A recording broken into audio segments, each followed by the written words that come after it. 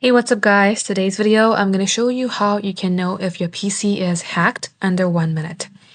So first of all, you're going to have to simply press Windows and R, then simply type in MRT and then enter. Now it might take a couple seconds to simply show up a dialog box. Confirm your action by giving permission, and then you will see a page like this. In here, select Next. It'll give you three options. First of all, select the first one, select Next again.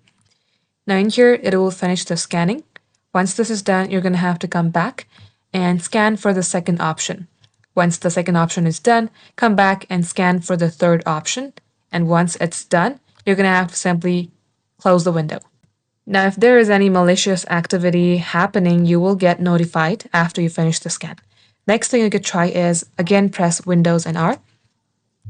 Type in this exact word, which is NETPLWIZ, and then select OK. In here, you'll see all the user account that you might have. If you see any user account that you do not recognize, select onto it, select remove.